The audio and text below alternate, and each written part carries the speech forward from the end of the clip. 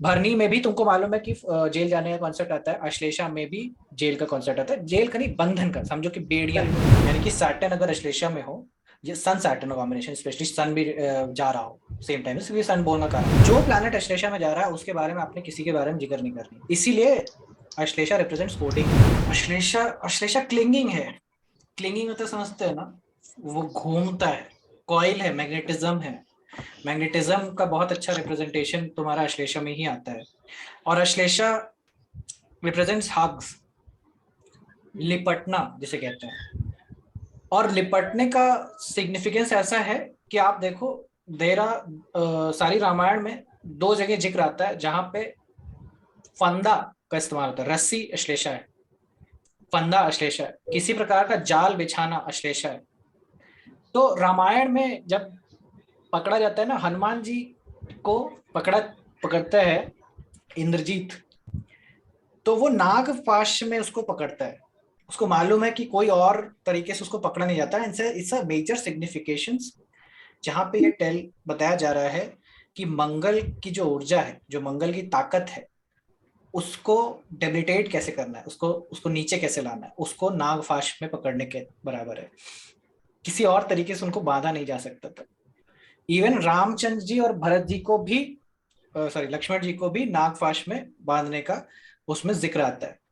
तो किसी चीज को भी बांधने के लिए ये नक्षत्र है, बंधन का नक्षत्र है, इसीलिए ये नक्षत्र मोह का भी है। ये मोह भी एक प्रकार का बंधन है। ठीक है। सो हाय मेरे परिवार वाले, हाय मेरी माता, हाय मेरे पिता, ये जो चीज है ना, क्लिंग कराती है आपको उसी चीज की आप देखो, किन भी चीजों को आप चाहते हुए भी नहीं कर सकते हो, ना नहीं कर पाओ, है ना। कैंसर और वर्गो वाले, ये दो लोग हैं जो ना नहीं बोल पाते, बहुत मुश्किल है इनके लिए ना बोल पाना। ये हर चीज, अच्छा वो कोई ज्यादा फोर्स कर, हाँ ठीक है, अच्छा चलो फिर कर लेते हैं, उनके लिए मुश्किल है ना कर पाना, क्योंकि यहाँ पे ना वो बात अश्लेषा की वजह से आती है, वो क्वालिटी गुणधर्म जो है ना वो आती है। ये चाहते तो हैं लेकिन ये दूसरे को हर्ट नहीं करना चाहते, उसकी फीलिंग्स को हर्ट नहीं करना चाहते, इसलिए सोचते हैं कि चलो ठीक है, अगर इसी में हो जाए तो हो जाए। सेल्फ और हार्म है ना सेल्फ हार्म इसी कह लीजिए, सेल्फ हार्म भी है इसी में। में। बट और जो एक नागफाश का जो कॉन्सेप्ट है वो ऐसा ही है कि आप हर वो प्लैनेट एक्चुअली बंधा हुआ प्लैनेट बन जाता है। जो भी प्लैनेट एस्लेशा में जाएगा, that planet will be like into a बंधन, इनटू अ नो नागफाश। ठीक है, उसकी एनर्जीज अब कहाँ पे फंसी हुई है, एक प्रकार से फंसने का साइन है, इसीलिए ये जेल भी, Ashlesha also represents jail. Jail का जो बैरिकेटिंग है ना, जब आपको जकड़ लिया जाए, दैट इज रिप्रेजेंटेड बाय यहाँ पे, क्योंकि यहाँ पे भरनी का बहुत स्ट्रॉन्ग इन्फ्लुएंस आता है। अगर आप अश्लेषा बनाएंगे तो भरनी आपको 10th हाउस में मिलेगा। ठीक है, 10th हाउस में भरनी मिलने की वजह से ये चीज आपको देखने को मिलती है। इट्स ऑल्सो अ वेरी, रस्सियां जिसे कहते हैं, रस्सी का रिप्रेजेंटेशन अश्लेषा है। केबल्स, वायर्स, इलेक्ट्रिकल वायर्स जो कि एक जगह से दूसरी जगह बिजली पहुंचाती हैं, उनका रिप्रेजेंटेशन अश्लेषा है। कोई भी तार जो कनेक्ट करता है, ये लास्ट टाइम पे मैंने, मुझे मुझे ध्यान है कि मैंने पुनर्वसु में ये चीज बोली थी कि कहीं ना कहीं एम्बिलिकल कॉर्ड का रिप्रेजेंटेशन है, बट वो गलत था। मतलब मुझे बाद में ये चीज रियलाइज हुई कि वो एम्बिलिकल कॉर्ड नहीं होता है, अश्लेषा ही अम्बिलिकल कॉर्ड भी होती है। और इसलिए वो केसेस जहां पे तुम्हें ये चीज देखने को मिले कि बच्चे के एम्बिलिकल कॉर्ड में फंस के मर जाने की वजह से अबॉर्शन हो रहा है, वो भी तुम्हें अश्लेषा में केसेस देखने को मिलेंगे। तो दो जगह ये उसके चीजें। हाँ, बच्चे का मून अश्लेषा में होगा, मतलब क्या होगा अश्लेषा में, या मदर का कुछ होगा अब प्लैनेट? ये चीज मेरे को टेस्ट करनी पड़ेगी क्या है, बट आई नो कि अश्लेषा विल बी अ की एलिमेंट इन इट, ये मेरे कहने का अर्थ है। ठीक है, कि वो क्या एग्जैक्टली exactly होगा, but there will be, obviously बच्चा तो बॉर्न हुआ नहीं, हम्म। तो उसके कुंडली की बात तो आएगी नहीं, समझ रहे हो, यहाँ तो माता का ही है। तो इसलिए जो 5th हाउस, 5th लॉर्ड कहीं कहीं इन्वॉल्व होगा जब अश्लेषा में विद इन द मेलेफिक्स, और ये तब ये चीज होंगी। तो दो दो दो नक्षत्र ऐसे डिफाइन हो गए, एक तो अश्विनी का, क्योंकि अश्विनी में भी सेम केस होगा। अश्विनी में था, अश्विनी में भरणी में। भरणी में भरनी में था। था, भरनी भरणी में भरणी में था, वो में। फंसा हुआ होता है, भरनी में हाँ। और अश्लेषा में, दोनों ही में ये चीजें तुमको देखने को मिलेंगी फंसने का। भरनी में भी तुमको मालूम है कि जेल जाने का कॉन्सेप्ट आता है, अश्लेषा में भी जेल का कॉन्सेप्ट आता है। जेल का नहीं, बंधन का, समझो कि बेड़ियां हैं, बंधन।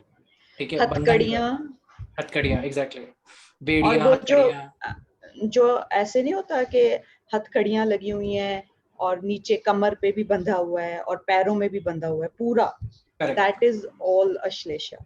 Correct, correct.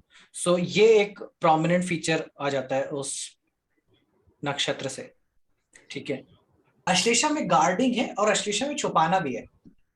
छुपाना है डिसेप्शन। प्रोटेक्शन के लिए। देखो, अश्लेषा का दूसरा जो है वो रिब केज है, दूसरा काम जो है।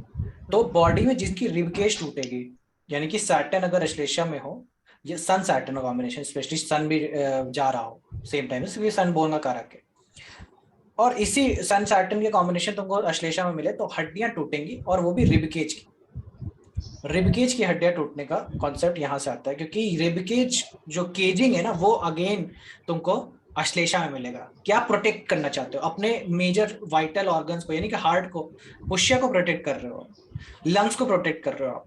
ठीक है, आप वो देखो कि आप हर वो चीज को प्रोटेक्ट करने के लिए, मतलब जो बॉडी के अंदर आया है इस रीजन के अंदर में, उसको प्रोटेक्ट करने के लिए आप अश्लेषा बना हुआ है। ठीक है, सो इसलिए जब भी कोई प्लैनेट, जो प्लैनेटरी सिग्निफिकेशन जो जाता है ना, आप उसको बहुत ज्यादा बढ़ चढ़ के दिखाइए नहीं। ये एक टेक्निक है, मतलब टेक्निक कह लो कि, यानी कि जो अगर आपने उस चीज को दिखाया तो आपका खराब होने वाला है, ये समझ जाना। अश्लेषा में जो भी बैठा है, वीनस बैठा है, आपने कभी किसी को बताना ही नहीं है पैसा कितना मिला आपको। आपने अपना रिलेशनशिप के बारे में अपने पार्टनर का जिक्र करना ही नहीं है। अपने पार्टनर की सेल्फी लेके तुमने जहां फेसबुक पे डाली नहीं, तुम्हारा गया रिलेशनशिप बर्बाद, उसी दिन से कांड चालू हो जाएगा। That is how the energy of Ashlesha. Ashlesha छुपा करके रखना चाहता है हर कुछ। It want to keep, it's a very good sign of secrecy. आप सैटर्न अश्लेषा में काम के बारे में आप कभी बात बताइएगा कि आप क्या काम करते हैं क्या नहीं करते हैं। आप उसका प्रचार प्रसार करेंगे, आपका बर्बाद हो जाएगा। सीक्रेटली आप करेंगे, लोगों तक पहुंच जाएगा, आपका काम भी बढ़िया चलता रहेगा। जहां आपने उसको लेकर के प्रचार प्रसार शुरू किया, वो काम आप जाने वाला है। That is how Saturn Ashlesha does it. ठीक है, हर वो प्लैनेटरी सिग्निफिकेशन, सन है इन अश्लेषा, तो भैया आप अपने पिता, अपना जो खानदान है, अपना दादा परदादा, उनके बारे में कोई जिक्र मत कीजिए, कोई वो नहीं कीजिए। और आप सन जिसको भी सिग्निफाई कर रहा होगा उसको भी जिक्र मत कीजिए, आप शांति से उसको रखिए। देखो, यहां तक कि जब सन अश्लेषा में होता है तो उस ड्यूरेशन में बारिश हो रही होती है। Even sun does not want to see the earth, और even he want to hide.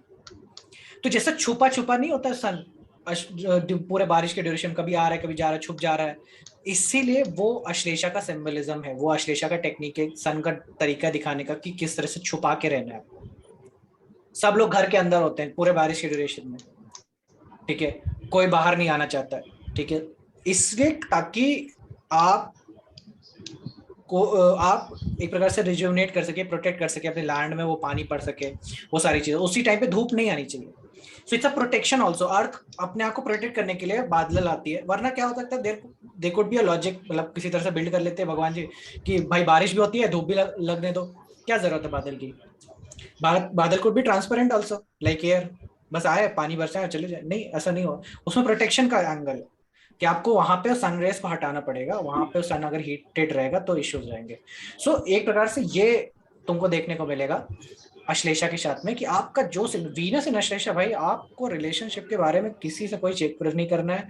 जहां तुमने थर्ड पार्टी इवॉल्व करी अपने वीनस इन अश्लेषा में, किसी और बताया अरे मेरा हस्बैंड तो ऐसा ऐसा है, गया तुम्हारा रिलेशनशिप, गया, अब नहीं होने वाला, बर्बादी का कगार शुरू है रिलेशनशिप में तुम्हारे। दैट्स हाउ अश्लेषा, जो प्लैनेट अश्लेषा में जा रहा है उसके बारे में आपने किसी के बारे में जिक्र नहीं करनी। इसीलिए अश्लेषा रिप्रेजेंट्स कोडिंग। कोडिंग समझ रहे हो ना, कि जो सामने सामने ना समझ सके कोई, छुपा के रखना है, जो अंडरस्टैंडिंग हो। ऊपर ऊपर से तुम्हें लगता हो कि सारी चीजें हैं जैसी हैं, तुमको वो समझ में आती है, लेकिन अंदर तुम जाओगे उसको कब समझने के लिए, तुम्हें समझ में आए। That's how coding is.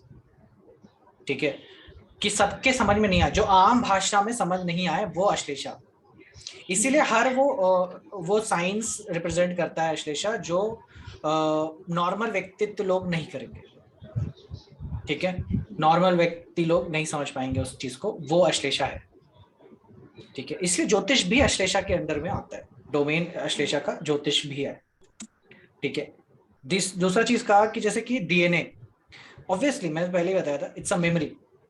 पूरा अश्लेषा मेमोरी है। ऐसा मत समझना कि आगे पीछे के 2 चरण अश्लेषा है और आगे के 2 नहीं, चारों चरण में मेमोरी है।